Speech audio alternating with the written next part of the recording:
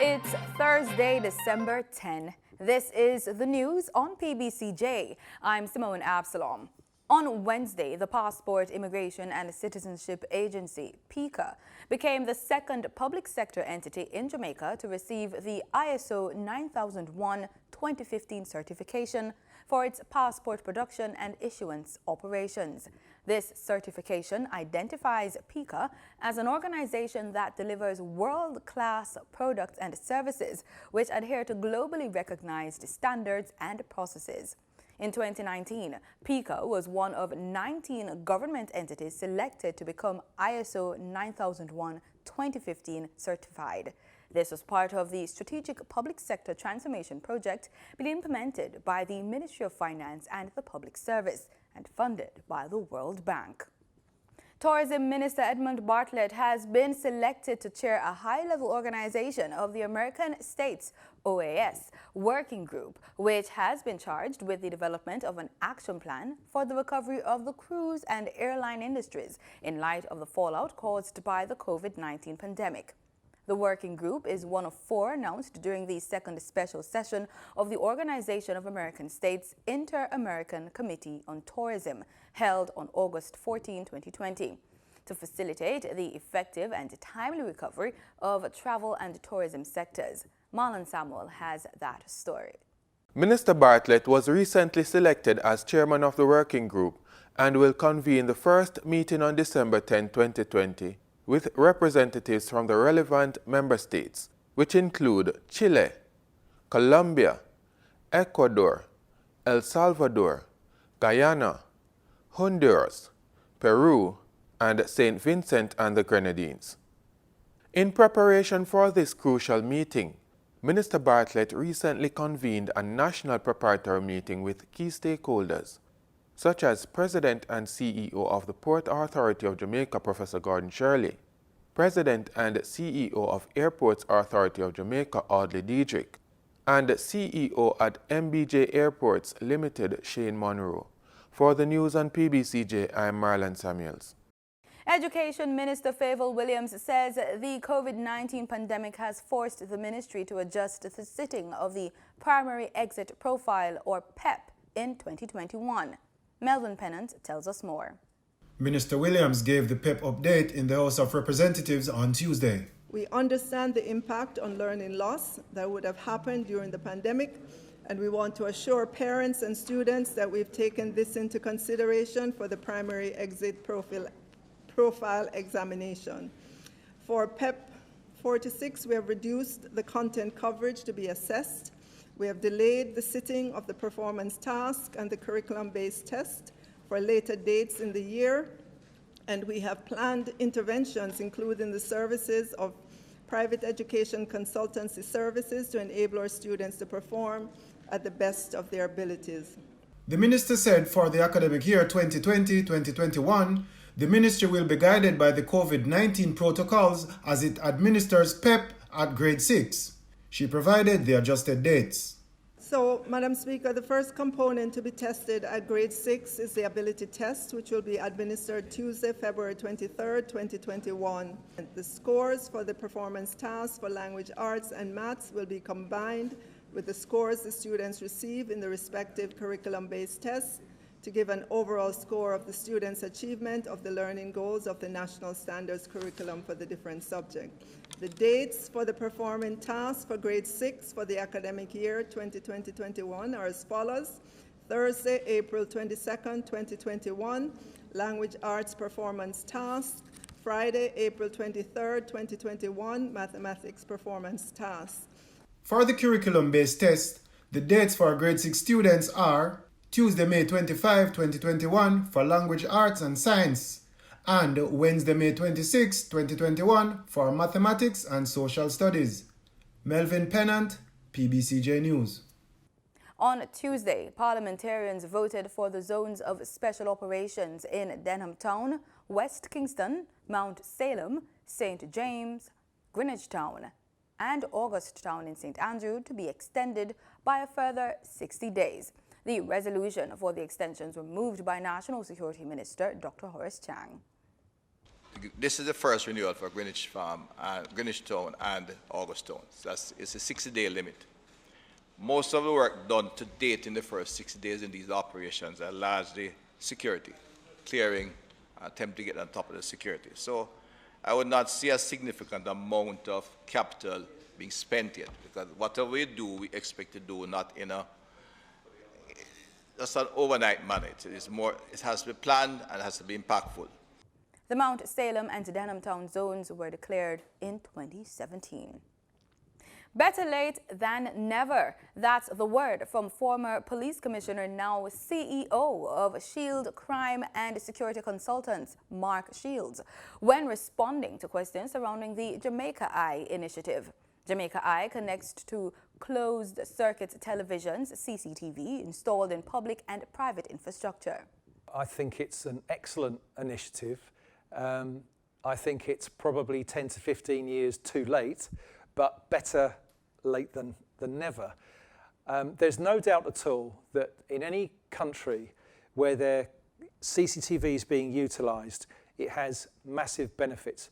Criminals hate to be identified, either by photograph, CCTV, still images, or of course fingerprints and DNA. But the one that everyone can look at is the image of the particular person. And they sometimes think that because they can put a mask on now, or a balaclava, they're not going to be identified. But in fact, there are many other ways in which, even if the face is covered, we can still identify people that are perpetrating crime. So absolutely yes. The other thing, of course, is with Jamaica Eye, it has the ability to read the license plates on motor vehicles as well. So in the event, as you've probably seen in the past, where I think, for example, a taxi driver in his taxi knocked over a cop on Knutsford Boulevard, there was a big furor about that, but the vehicle was captured, and within 24 hours they recovered the vehicle, and I think eventually the driver gave himself up and was eventually charged with reckless driving. The Jamaica Eye Surveillance Initiative was launched in 2018. Just about 560 CCTV cameras have been installed in the island's main urban centers. It also complements the upgraded Police Emergency Control Center, which monitors up to 2,000 CCTV cameras. The National Solid Waste Management Authority, NSWMA, is implementing late-night operations across the island during the holiday season to ensure clean public spaces.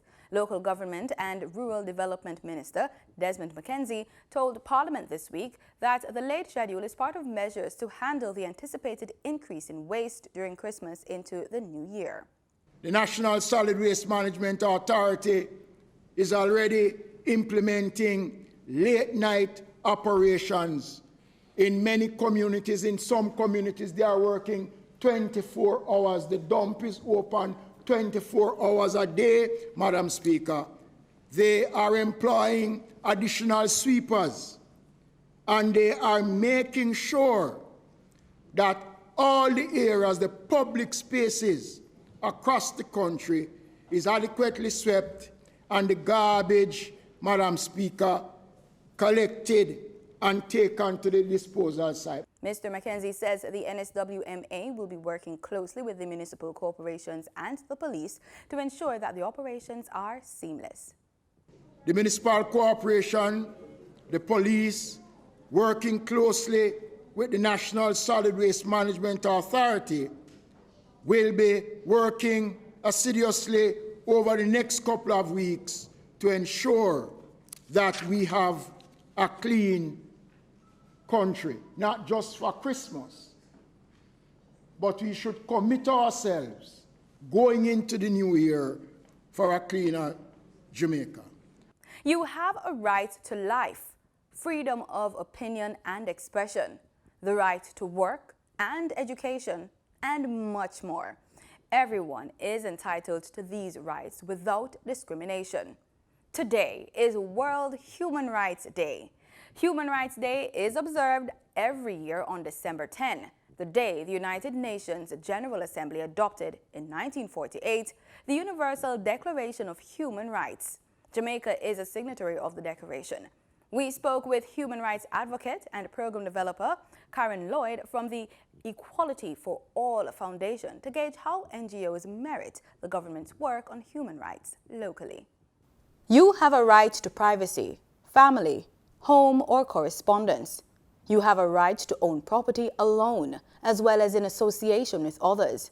You have the right of equal access to public service in your country. There are 30 articles in the Declaration which states that human rights are rights inherent to all human beings, regardless of race, sex, nationality, ethnicity, language, religion, or any other status. Program developer for the Equality for All Foundation, Karen Lloyd, says the country has made strides over the years, but there is room for improvement. Human Rights Day, for me, represents a day that we can celebrate people for who they are, that we can respect everyone regardless of their status in life, whether they're old or young, whether they have a disability. Young people, it's a day that we recognize that by virtue of being a person, that you deserve respect, that we deserve to celebrate everybody for who they are. It's a mixed bag. And that comes with a lot of our policymakers don't understand a lot of those issues. And so as human rights organizations, we have to do a lot of sensitization, even to people who we expect to know. But yeah, there have definitely been changes. So for example, we have a HIV discrimination policy. So when you apply for a job, employers are not supposed to ask you to do an HIV test unless it has something to do with the job. So if you're going to be cooking and you might get a cut, then sure, you can ask for an HIV test. But outside of that, there are protections. You can report them to the Ministry of Labor and Social Security, that kind of thing. So yeah, there are things being done. I mean, there's a lot more to be done. We've been debating the Sexual Offences Act for way too long. And it's now supposed to be at the end stages, but there's such a long delay. And during that time, you know, a lot of things are happening that shouldn't be happening. In looking at a human's right to privacy, Ms. Lloyd says the implementation of the HIV care and treatment policy and public education on the inclusion of persons with disabilities has been a great help. Yes. So a part of that, of our training as well, is doing mystery shopping. So we just sending people, the healthcare workers don't know that they're mystery shopping. They come with some issue that they're having. And what that does is we don't want to get, I mean, if we ask the healthcare worker, they're going to tell you that they're doing great. You send in somebody and they test the system basically, and they would come back and report to us. And those reports are saying, regardless of the issues that you have and that you face and going to a health center, things are improving. People are not outwardly discriminating against me because I'm HIV positive. I go and I get treated just like anybody else. So we're getting very positive feedback that people are understanding. In Jamaica, the rights of every Jamaican has been enshrined in the Charter of Rights as part of the country's constitution. These rights include the right to freedom of thought, conscience, belief and observance of political doctrine, the right to freedom of expression, the right to freedom of peaceful assembly and association, the right to a healthy and productive environment, free from the threat of injury or damage from environmental abuse and degradation of ecological heritage. Marcus Garvey Jr., son of Jamaica's first national hero Marcus Messiah Garvey, is dead. He was 90 years old. PBCJ understands that Mr. Garvey reportedly died in Florida on Tuesday due to complications from Alzheimer's disease. Mr. Garvey followed his father's footsteps and became President General of the United Negro Improvement Association, the UNIA. Motorists will get an ease at the pumps this week as there are decreases in both gas and diesel prices. Our business report host Gabriel Thompson gives us this and other market details. According to the latest ex-refinery costs from Petrojam, motorists should see a decrease at the pumps in the prices of gasoline and diesel effective Thursday, December 10. Following a decrease of 66 cents each, 87 and 90 octane gasoline will be sold for $107.41 and $110.24 per liter, respectively. Automotive diesel fuel will be sold for $112.53 per liter, following a decrease of 21 cents, while ultra-low sulfur diesel is down by 21 cents and will be sold for $115.48 per liter. Meanwhile, kerosene increased in price by 71 cents and will be sold for $88.05 per liter. Propane liquid petroleum saw a 45-cent increase and will be sold for $47.18 per liter, and butane liquid petroleum will be sold for $50.34 per liter after a decrease of $2.26. Marketing companies and retailers will add their respective markup to these prices. In Monday's trading session, the JSE Combined Index declined by 5,194 points to close at under 400,000 units. Overall market activity resulted from trading in 80 stocks, of which 35 advanced, 30 declined, and 15 traded firm. The Junior Market Index declined by 3 points to close at under 3,000 units. Stocks advanced for AMG Packaging and Paper Company, Blue Power Group Limited, and Cargo Handlers Limited. Stocks declined for Barita Investments, Caribbean Flavors and Fragrances Limited, and Consolidated Bakers Jamaica.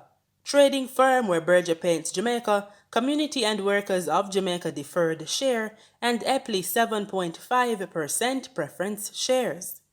Mailpack Group Limited was the volume leader with 14.2 million units, followed by Wigton Wind Farm Limited ordinary shares with under 900,000 units, and Sagicor Select Funds Limited Financial with over 820,000 units. Now for the foreign exchange. The US dollar on Wednesday, December 9, ended trading at $144.95. The Canadian dollar sold for an average $112.93. The pound sterling traded for $192.73, and the euro ended trading at $175.67. Oil rose above $49 a barrel on Thursday as hopes of a faster demand recovery after the release of COVID-19 vaccines offset a huge rise in U.S. crude inventories that showed there was still ample supply available. Britain began vaccinations this week, and they could start as soon as this weekend in the United States. Canada on Wednesday approved its first vaccine and said initial shots would be delivered starting next week. Brent crude futures gained 51 cents to $49.37 a barrel.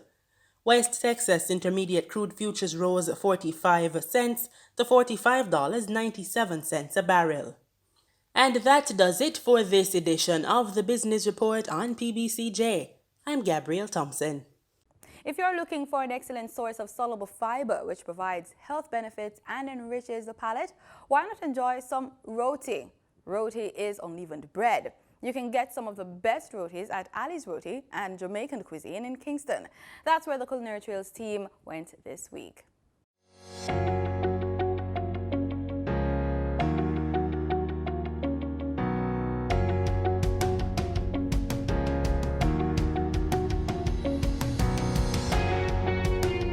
A delightful menu from Ali's Jamaican Cuisine.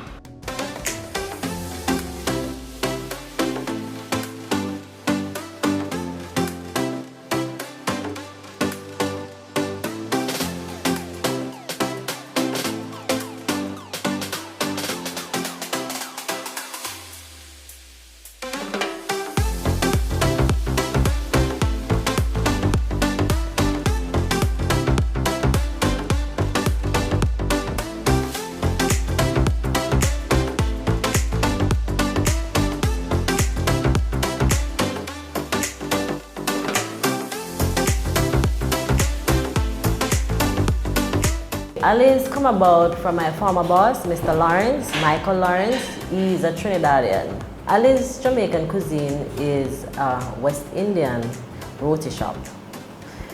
We serve dal puri roti, we serve bus up shot, we serve plain roti. Plain roti, they known as paratha roti.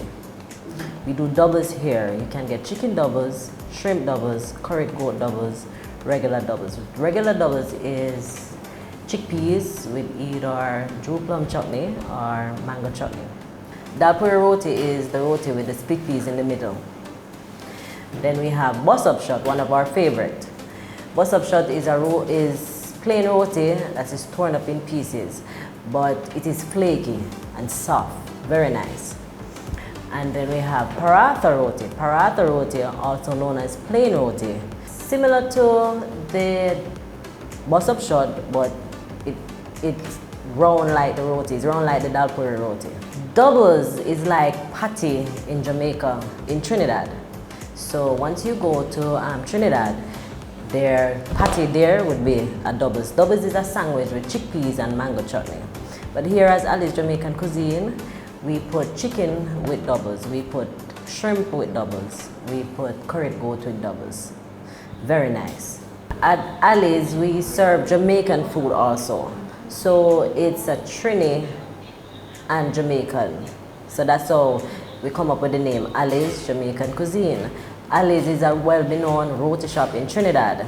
The Jamaican cuisine is in Jamaica here. So we serve rice and peas, we serve fried chicken, barbecue fried chicken, oxtail and bean.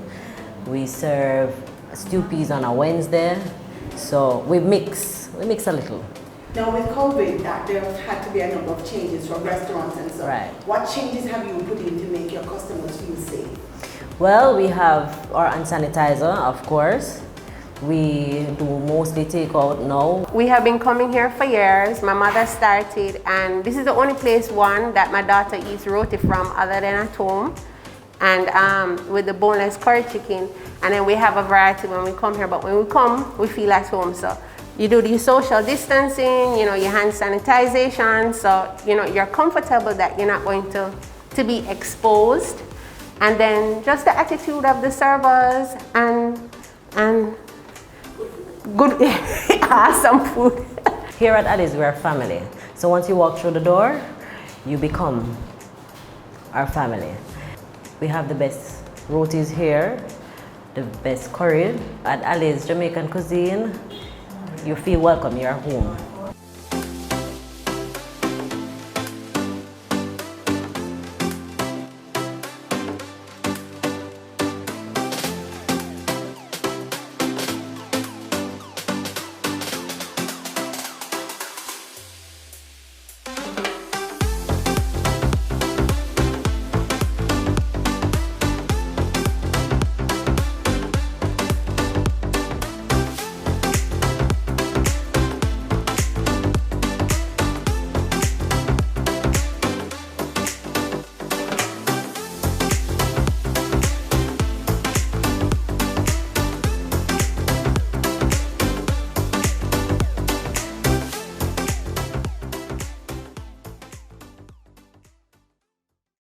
In regional news, faster mail delivery, a quicker response time for fire and ambulance services, along with lower cost of doing business. These are just some of the benefits of Trinidad and Tobago's new postal code system. The project was lauded by Minister of Public Utilities Marvin Gonzalez as he addressed an audience at the Mount Hope Mount Lambert Community Center on Wednesday. Here's more in this report. Mr. Gonzalez said the TT Post's Address Improvement and Postal Code project will be fully implemented in 2021, having been rolled out at 14 regional corporations to date.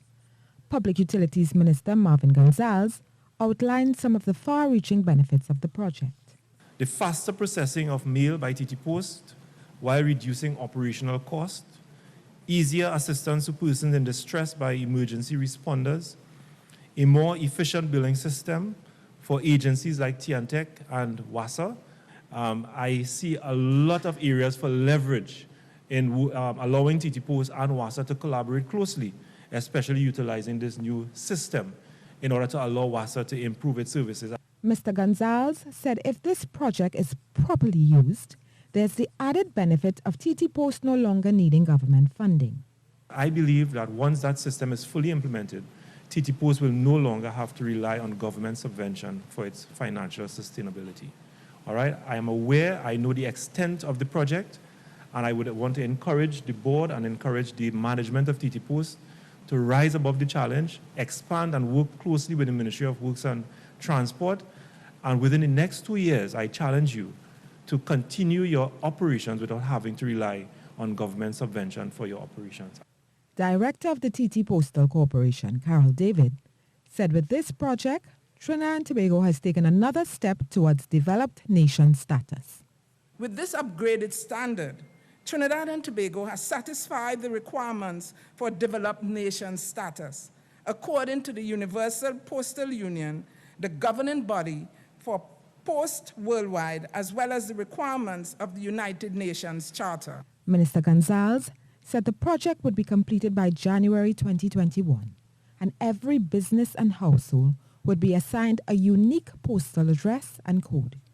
He added that this would allow for the safe delivery through the mail of a host of government documents, including passports, driving permits, and certified copies for vehicle transfers.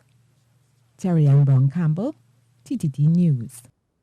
Updated COVID-19 protocols were announced for St. Lucia on Wednesday by the island's National Emergency Management Advisory Committee. Out of abundance of caution due to COVID-19, traditional end-of-year and Christmas festivities are cancelled this year. But there's some good news for bars and businesses. Christmas, they say, is the most wonderful time of the year. But the COVID-19 pandemic threatens to dampen the Christmas spirit. Authorities have revised the COVID-19 protocols ahead of the holiday season. All traditional end-of-year and Christmas festivities are cancelled. That includes those anticipated staff parties, the annual Asu Square spectacle, and the National Day and New Year's celebrations. Chairman of the COVID-19 Command Center, Dominic Fede, also announced changes to some of the protocols. This holiday season, businesses will be allowed to remain open until 11 p.m. The restrictions on social gatherings are up to 25. It remains that way, but we continue to work with the churches on the square footage. But as it relates to funerals and christenings and weddings and other religious rites, what we have indicated is that they can now move to 50. Bars will also be getting a Christmas break. Their operations can go on till 11 at night. We're now saying that both restaurants and bars can continue to serve alcohol within the premises and also on a takeaway basis up to 11 p.m. This would also allow the restaurants to reinstitute the dine-in facility.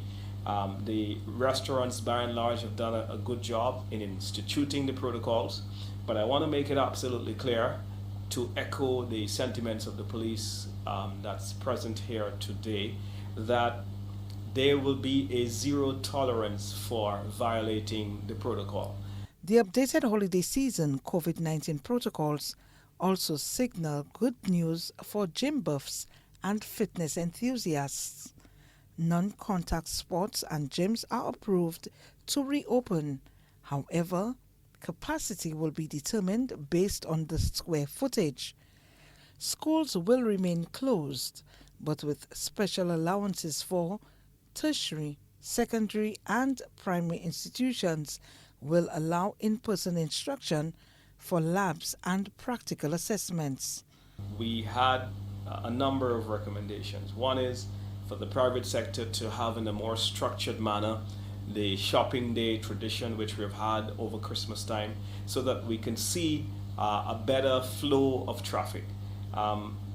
Two, we have encouraged slaughterhouses and butchers to remain open but with strict protocol in the safety of the public.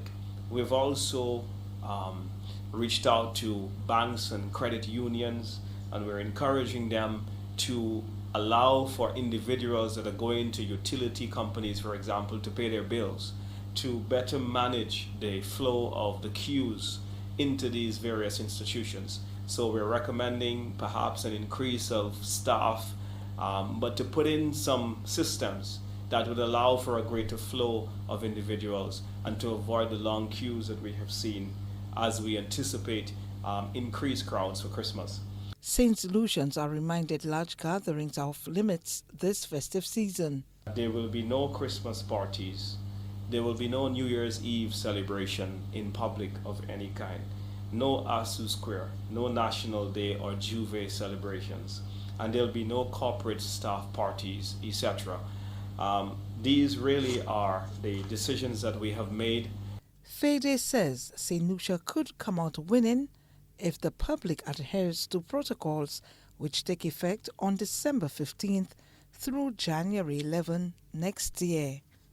Cecil Actil, NBC Prime. In sports, we put the spotlight on cricket. After a resounding innings defeat against New Zealand in the first test, West Indies captain Jason Holder has laid the blame squarely at the feet of the batsmen. New Zealand batted once, piled 519 for 7. In reply, West Indies made 138 and 247 to lose by an innings and 134 runs. Here's more in this report. Jess, obviously not the result we wanted in the first test. But where exactly do you think it went wrong for us in the match?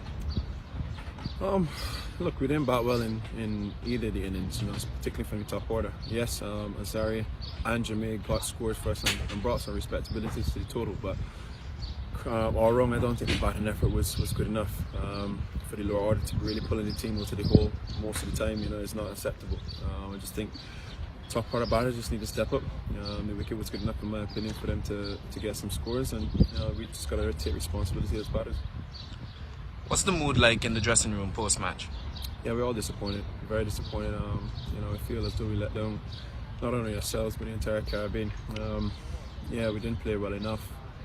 Conditions were pretty good for cricket in general. And we just didn't utilize them to the best of our ability, and we didn't put up a really good fight. What are the positives that we will take to Wellington? Obviously the way Jermaine played, obviously the way Alzari played. I still felt the bowled really well. We went past the bat on a number of occasions, created chances, and we fought. Those are the positives I can think of that we can take forward. Obviously we've got a lot more that we've got to brush upon in the next coming days, and short turnaround between this one and the next, so we just need to find a way to make it quick. And that's the news. Thanks as always for making it PBCJ. Remember, we are the People's Station.